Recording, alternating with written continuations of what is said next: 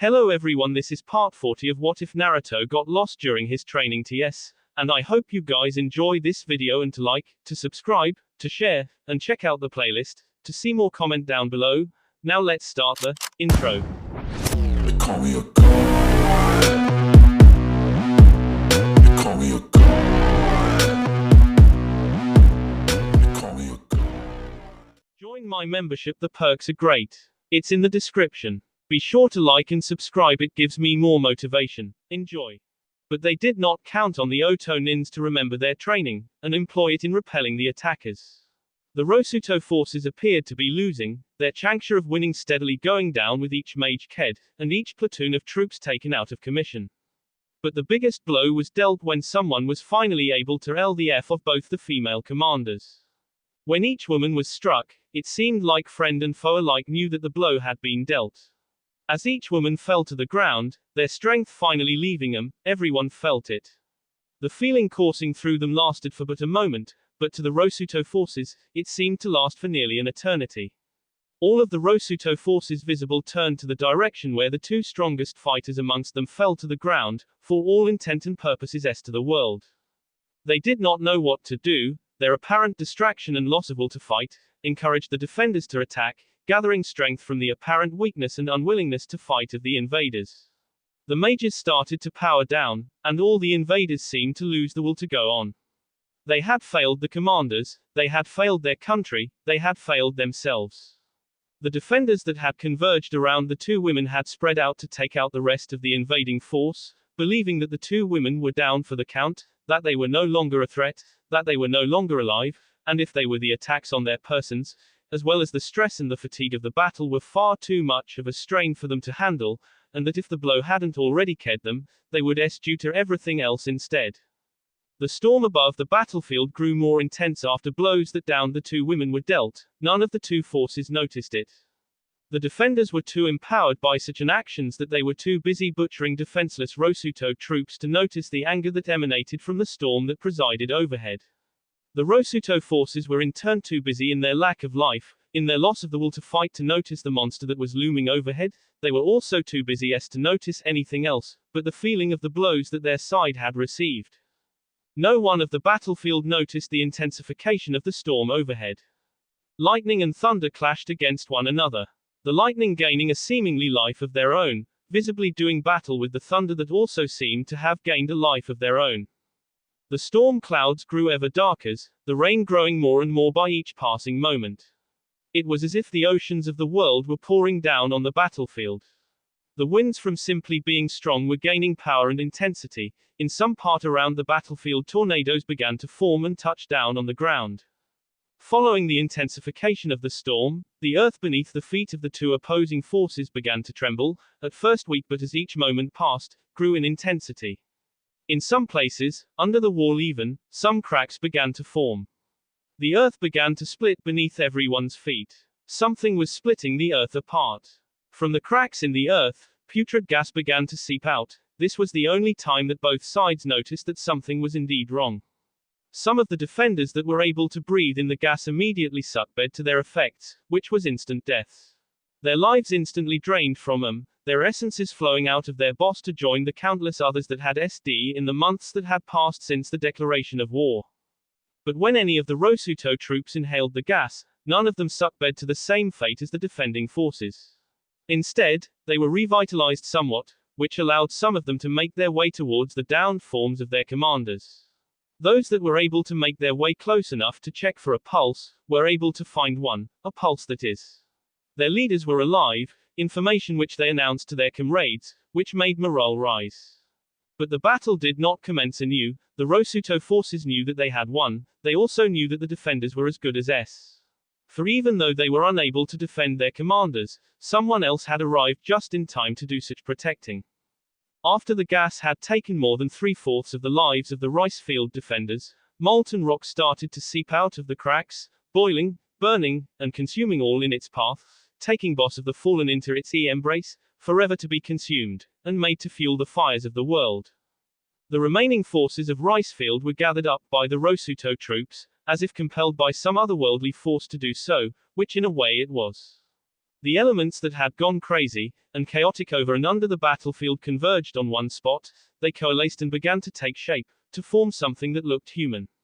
Then when all the elements had taken a solidified form, the heavens could be seen overhead. The winds were calm, and the cracks in the earth were filled. The stars shone brightly in the night sky, and a vision on the moon smiled. The solidified visage, the solidified figure, the being that had risen from the combination of all the elements present had been formed right in front of the two unconscious forms of the mother and daughter pair. Rosuto Juashu was on the scene, and he did not look pleased. I hope that next time, I will not have to intervene in such a battle. My wife and stepdaughter are not so weak as to fall prey to such a meager attack. Juashu scolded his troops, especially with the tone his voice took. They cannot be killed so easily, and you men and women of Rosuto no Kuni are no so weak yourselves that you would really lose to such a pathetic bunch of insects. It's just that. Well, they seemed to be so invincible. Seeing them fall, it was like a crushing blow. One of the soldiers said. I know, but instead of wallowing in the self-pity and disappointment, you should have used the experience to strengthen yourselves, not stand around idly by, and allowed your allies to fall defenseless at the blade of your attackers. Forgive us, Rosuto-sama, the soldiers more or less all said, their heads bowed in shame. Forgiven, Juashu said, tend to the wounded, and one of you remind them that they are not as immortal as I. Hi, Rosuto-sama. Juashu then turned away from his forces and faced the remaining members of the defenders, these people that were at the moment trembling in their boots, shaking in fear and affright. They did not know what fate awaited them, as the gaze of a monster landed on them all. It was as if a whole world's worth of people and power were gazing down on them, disappointed at them, and seeing their worth plummet down to negative infinity. They knew then and there that there was no hope for redemption, that there was absolutely no way in heaven, purgatory, the crossworlds, or hell, that they would be leaving the battlefield alive. They knew that leaving the battlefield was the only option that they had, and that no matter what, they would have to take it, no matter what other choices they wished to have. The only question that remained was that if they would be able to actually pass on, or if the very souls would be burned by the being of fury and contempt that was staring right at them, his gaze not only lingering, but boring a hole through the very souls. Rosuto Juashu was not happy to find out that his wife and stepdaughter could have been mortally wounded, had he not given them a significant portion of his luck. He was not delighted to see their unconscious boss lying on the muddy ground. The ground which had been flooded by the tears of the heavens, and the blood of the children of the earth. There was nothing good about seeing his own wife almost face down on the ground, and those that were committed to defending her were doing nothing but looking on, looking completely lost. But now that he was faced with some of the people responsible for her state of being, now that they were about to ess out of fear, he did not know how to properly proceed. So instead of exacting revenge in a manner befitting his station, he decided that he would simply feed them to the wolves, allowing only their heads to be able to move, while the rest of their boss were paralyzed. Enjoy your meal, my direwolves, by not halting in your attack, you have earned this reward, Juashu said, calling out to the wolves, leave not a bone intact, or left, the only remnants of their corpses that I want to be left are anything that comes out of your asses. As Juashu walked away, he could hear the screams of men and women, crying out in the night, calling out for help, receiving none, and ultimately giving in to the cold embrace of the Shinigami. Juashu simply walked away, and was blown away into dust by the wind, carrying him back to the south of Hai no Kuni. After Juashu left, and the two commanders were laid down on a bed, the wall was secured, and gates were forcefully formed into it. The supplies were brought in, along with the rest of the troops that were left outside. The plan of attack was being formed by the officers that remained. The invading force was fewer in number, but they were still strong. They had their resolve. They would destroy the serpent that saw himself as a god, that saw himself as an immortal, one that cared not for the lives of others. There was still some land ahead of them, a few innocents that need not be pulled into the war. They needed a plan of action. Having enough scouts to scour the land, the officers decided to send a few of them out to survey the land, and to see how to proceed, if there were any bases or the like scattered around the land. Intelligence reports gathered said that Orochimaru had a fondness for not keeping all of his things in one place at the same time, having his things separated, and spread out in order for not all the things to be compromised. The officers of the Rosuto army needed to know where the locations were, and what they held, as well as locations of innocents, or those worth saving. Then there was the number of troops at the Land of Rice Fields Daimyo's disposal. There was an innumerable number of things that were needed to be known. Due to the number of unknowns encountered in the entry battles, the officers decided to utilize more caution. Intelligence was half the battle as it were, and they wanted to win. It took a few weeks for the scouts to return with whatever intelligence they were able to gather. There were 9 bases scattered around the countryside, 3 of which held prisoners, which was another way of saying experiments or future experiments, test subjects and the like. The other bases held the Oto nins that were in reserve, as well as some facilities that varied depending on the base. The scouts were also able to find an actual Otogakure no Sato. Orochimaru was apparently one who constantly strived and sought out knowledge. This proved to be an asset to his people as there was a great library in the city-like hidden village. There was a populace to match the size of the village, but there were no fighters in it. It seemed as if all the fighters were in 2 places. The first place was the northern border, or what was left of it that could still be deemed to be under the direct control of Rice Field. The other half, or more like third, of the Rice Field fighters were battling it out with the northern Hai no Kuni defenders. All of Orochimaru's finest were at the southern parts of Rice Field. They were battling it out with Hai no Kuni, king, maiming, and simply destroying all that could be destroyed over there. One of the scouts went so far as to swear that that was where Orochimaru had holed himself in. The battle between Rice Fields and Fire was being fought personally by Orochimaru and his strongest forces, one of whom was Uchiha Sasuke. The Land of Rice Fields truly was a land filled with rice fields. There were a number of patties almost in every place in the country. Rice was a staple food in the country, and there were clearly a lot of people that were sustained by the production of rice. The officers decided that for once they needed their enemies to remain strong, so they would not be sabotaging the food source of the nation, and would be avoiding the patties as much as possible, along with the civilians that had really nothing to do with the monstrosity that is Orochimaru. The army had to be divided. There was just not enough diversity to come up with a more complex and workable attack plan, a more staged or layered battle plan. The officers had come up with plans revolving around dividing the remainder of the army into 9 groups. Each group would be in charge of relieving Orochimaru of his bases of operations. The hidden village would also be relieved, but not after the bases. Military strength of a madman came first before anything else, including texts of knowledge. Each group was given an equal number of human troops, rocks, crocs, wolves, and everything else. The officers divided themselves amongst the groups, leaving a few to remain by the wall. Their commanders had yet to get back to fully healed condition. Apparently the fighting had worn them out far too much. Due to the battles that they had so far faced, the Rosuto contingent had gained much experience. They were now more adept at fighting in a relatively unknown land. Their officers had given them the duty of infiltrating the known bases of operation of Orochimaru's faction. Once inside, they were to salvage any salvageable materials, resources, information, and people that they could find. Should nothing come up that would be of use to them, or should no one be found that should be allowed to live, the soldiers were tasked with the eradication and destruction of all else that lay within. As much as possible, all the troops were to come out of the exercise alive and well, complete with all body parts and mental functions. They were permitted to expend all their available resources, but only if necessary. They were given their time limits, within which they would operate and obtain their objectives. There was nothing left stopping them from moving forward. Once all of the bases had been infiltrated and all the 9 groups had succeeded in the dealings, they were to meet up at the hidden village, and assess the situation, and see if the village was worth attacking or not.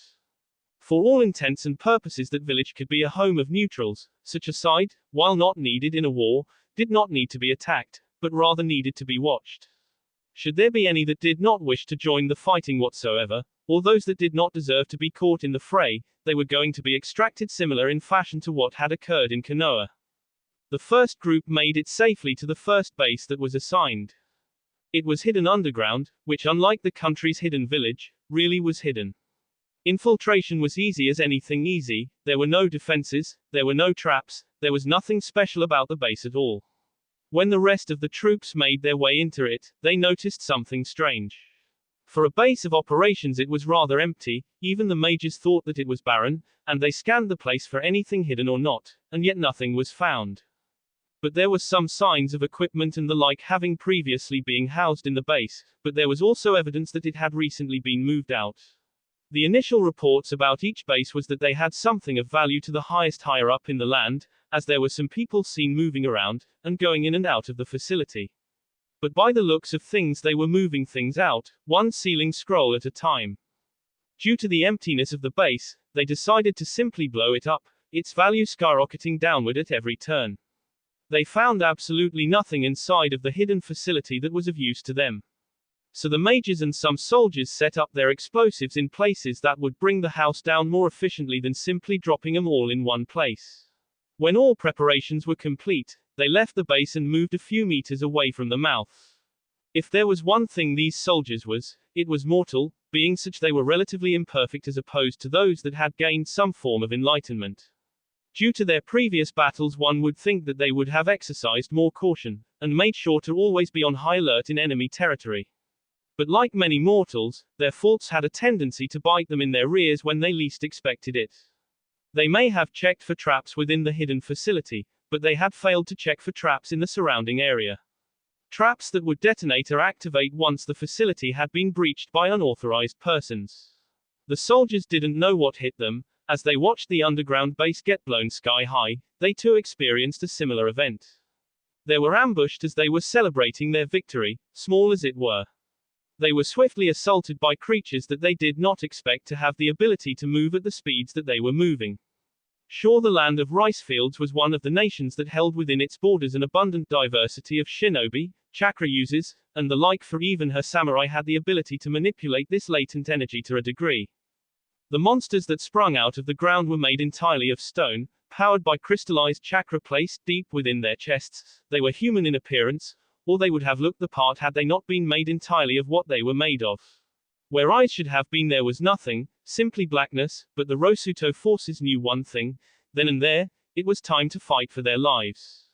The main attackers and defense of the group were the mages with the vast knowledge on manipulating the elements to doing their bidding. These golems of stone were no match for the conventional weapons that the soldiers were armed with, and there was not enough space for their avian comrades to help crush the constructs, without harming one of their own in the process. Aside from the mages, the crocs were able to be of some help as they bashed away the golems with a swing of their mighty tails. But still it was not enough to even shatter the golems. Trial and error would not work in this situation as it was one beyond their limited ability and control. They simply had to keep fighting until someone figured out a plan of action. The mages with their love for logic had forgotten the other aspect of their craft, which was the use of their imaginations, the use of the power of creation. Creativity was one of the reasons why magic was more powerful than conventional weaponry, as it did not necessarily have to conform to the definitions and structures that had been formed through the centuries. Belief is a powerful thing, coupled with imagination, and magic, there was a lot of things that could be done. But these battle-hardened mages had no time to dwell on such things, they simply stuck to what they knew, that the earthen element had a weakness, and they were using it to no advantage. If the usual won't work, why not use a neutral? One of the soldiers shouted to the nearest mages before having to roll out of the way of a descending fist. Teleporting out of the way, a mage that heard the suggestion decided that if direct assaults on their beings was not doing much other than slow them down, then the indirect approach might prove useful. The mage from high above a golem, standing on a platform of air, levitated a nearby boulder and had it drop on top of the golem. The result was that cracks were visibly forming along some part of the golem's head, which was the most damage any of the 50 of the lot that were attacking had sustained. The Rosuto forces were able to not lose a member of their unit so far, and due to the most recent success, they were able to do a bit more than just run and dodge. Once the other mages witnessed what had happened, they decided to follow suit with a similar mode of attack. Half of them recalling that they had the ability to teleport not only themselves, but also other things and people, got their people out of the way and placed them on the backs of the rocks in the air. The crocs need not be protected as they were doing fine as they were. The wolves were boosted in their speed and were made to run as fast as they could away from the following golems. With all friendlies out of the way, the mages dropped chunks of the base that they had just blown up on the golems. Being larger in size, the sizable chunk did more than just crack the hardened shells of the attacking golems. That will be all for this video. Be sure to like, subscribe, share, and comment down below for more videos. Goodbye.